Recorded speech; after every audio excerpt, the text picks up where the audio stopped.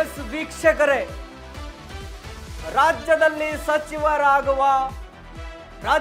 ಸಚಿವರಾಗಿ ಮುಂದುವರಿಯುವ ನೂತನ ಸಚಿವರ ಪಟ್ಟಿ ಫೈನಲ್ ಮಾಡಿದೆ ಹೈಕಮಾಂಡ್. ಫೈನಲ್ ಮಾಡಿದೆ. ಬಹಳ ನಿರೀಕ್ಷೆ ಮತ್ತು ಕುತೂಹಲ ಇವೆರಡವನ್ನ ಇಟ್ಕೊಂಡು ಕಾಯ್ತಾ ಇರತಕ್ಕಂಥ ಸಚಿವರಿಗೆ ಅಂದ್ರೆ ಶಾಸಕರಿಗೆ ಯಾರ್ಯಾರು ಜಾತಕ ಪಕ್ಷಿಗಳಂತೆ ಕಾಯ್ತಾ ಇದ್ರು ಅವರಿಗೆಲ್ರಿಗೂ ಕೂಡ ಕೆಲವರಿಗೆ ಸಚಿವ ಸ್ಥಾನ ಸಿಕ್ಕಿರೋದಕ್ಕೆ ಖುಷಿ ಇದೆ, ಇನ್ನು ಕೆಲವರಿಗೆ ಕೈ ತಪ್ಪಿದ್ದಕ್ಕೆ ದುಃಖವೂ ಇದೆ.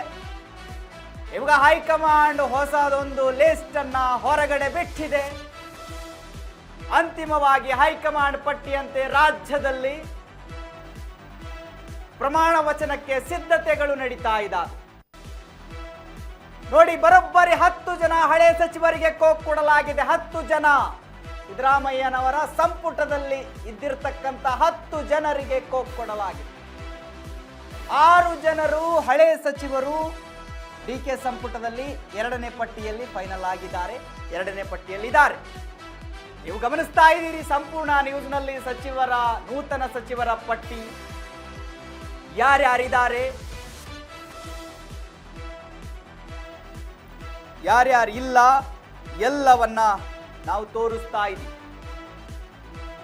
ಎಸ್, ನೂತನ ಸಚಿವರಾಗಿ PM ನರೇಂದ್ರ ಸ್ವಾಮಿ ಅವರು ಡಿಕೆ ಸಂಪುಟದಲ್ಲಿರ್ತಾರೆ. ಶಿವರಾಜ್ ತಂಗಡಿಗೆ ಅವರಿದ್ದಾರೆ, ರುದ್ರಪ್ಪ ಲಮಾಣಿ ಇದ್ದಾರೆ, KS ಬಸವಂತಪ್ಪ ಇದ್ದಾರೆ, B ನಾಗೇಂದ್ರ ಇದ್ದಾರೆ, T ರಘುಮೂರ್ತಿ ಅವರು ಇದ್ದಾರೆ, BZ ಜಮೀರ್ ಅಹಮದ್ ಖಾನ್. ಬಹಳ ಚರ್ಚೆಯಲ್ಲಿತ್ತು ಹೆಸರು. ದಾವಣಗೆರೆ ಎಲೆಕ್ಷನ್ ಅಲ್ಲಿ ಏನೇನಾಯ್ತು ಅಂತ ಹೇಳಿ ನಿಮಗೆ ಗೊತ್ತಿದೆ. ಸಿಗಲ್ಲ ಅಂತ ಹೇಳ್ತಾ ಇದ್ರು. ಜಮೀರ್ ಅಹಮದ್ ಖಾನ್ಗೆ ಸಚಿವ ಸ್ಥಾನ ಕೈ ತಪ್ಪುತ್ತೆ ಅಂತ ಹೇಳ್ತಾ ಇದ್ರು. ಬಟ್ ಕೊನೆಯ ಕ್ಷಣದಲ್ಲಿ ಜಮೀರ್ ಅಹಮದ್ ಖಾನ್ ಅವರ ಹೆಸರನ್ನು ಕೂಡ ಸೇರಿಸಲಾಗಿದೆ. ಅವರು ಈ ಬಾರಿಯೂ ಕೂಡ ಡಿಕೆ ಸಂಪುಟದಲ್ಲಿ ಸಚಿವರಾಗಿರ್ತಾರೆ. ರಿಜ್ವಾನ್ ಅರ್ಷದ್, ಸಂತೋಷ್ ಲಾಡ್, ಮಧು ಬಂಗಾರಪ್ಪ, ಪುಟ್ಟರಂಗ ಶೆಟ್ಟಿ, ಮಾಂಕಾಲ ವೈದ್ಯ, ಅಜಯ್ ಸಿಂಗ್. ನೋಡಿ, ಅಜಯ್ ಸಿಂಗ್ ಅವರ ಹೆಸರು ಕೂಡ ಬಹಳ ನಿರೀಕ್ಷೆ ಇತ್ತು, ಈ ಬಾರಿ ಸಿಗುತ್ತೆ ಅಂತ ಹೇಳಿ. ಮಾಜಿ CM ಧರ್ಮ್ ಸಿಂಗ್ ಅವರ ಪುತ್ರ. 2023 ಏನ್ ಎಲೆಕ್ಷನ್ ಆಗಿ ಸಿದ್ದರಾಮಯ್ಯನವರ ಸರ್ಕಾರ ಬಂತಲ್ಲ, ಆವಾಗ ಇವರ ಹೆಸರು ಸಂಪುಟದಲ್ಲಿ ಇರಲೇಬೇಕು ಅಂತ ಹೇಳಿ ಬಹಳ ಲಾಬಿ ಕೂಡ ನಡೆದಿತ್ತು. ಕೈ ತಪ್ಪಿದ್ದಕ್ಕೆ ಬೇಸರ ಕೂಡ ವ್ಯಕ್ತಪಡಿಸಿದ್ರು ಅಜಯ್ ಸಿಂಗ್ ಅವರು.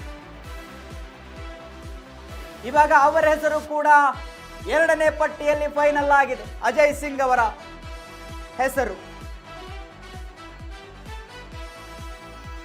ಇನ್ನು ಎನ್ ಚಲುವರಾಯಸ್ವಾಮಿ, KM ಶಿವಲಿಂಗೇಗೌಡರು, ಅವ್ರದ್ದು ಹೆಸರು ಕೂಡ ಬಹಳ ನಿರೀಕ್ಷೆಯಲ್ಲಿತ್ತು, ಬಹಳ ಚರ್ಚೆ ನಡೀತಾ ಇತ್ತು. ಶಿವಲಿಂಗೇಗೌಡರದ್ದು ಡಿಕೆ ಸಂಪುಟದಲ್ಲಿ ಇರ್ತಾರೆ ಅಂತ ಹೇಳಿ ಬಹಳ ಲಾಬಿಯನ್ನ ಮಾಡ್ತಾ ಇದ್ರು.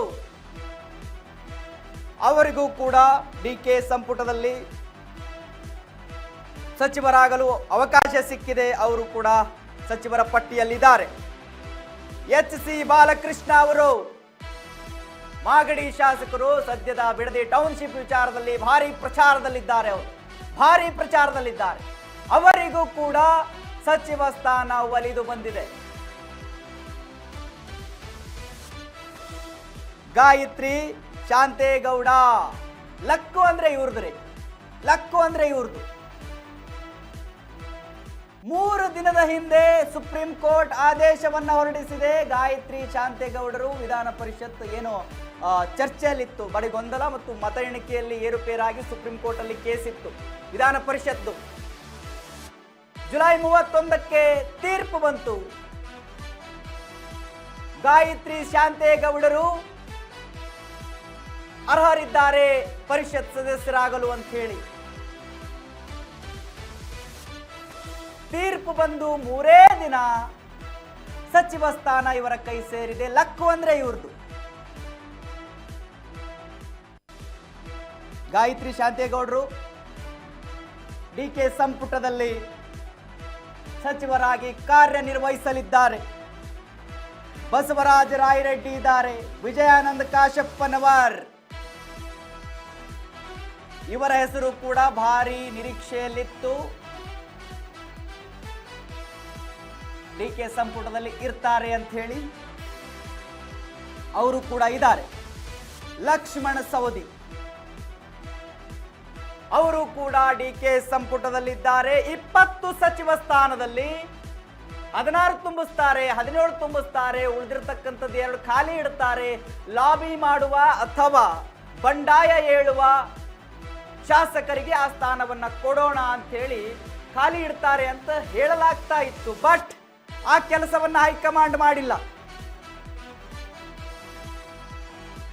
20 ಸ್ಥಾನವನ್ನು ತುಂಬಿಸುವ ಕೆಲಸವನ್ನ ಹೈಕಮಾಂಡ್ ಮಾಡಿದೆ. ಇವಾಗ ಸಚಿವರ ಲಿಸ್ಟ್ ಅನ್ನ, ಫೈನಲ್ ಆಗಿರೋ ಸಚಿವರ ಲಿಸ್ಟ್ ಅನ್ನ ಸಂಪೂರ್ಣ ನ್ಯೂಸ್ ನಿಮ್ಮ ಇದೆ.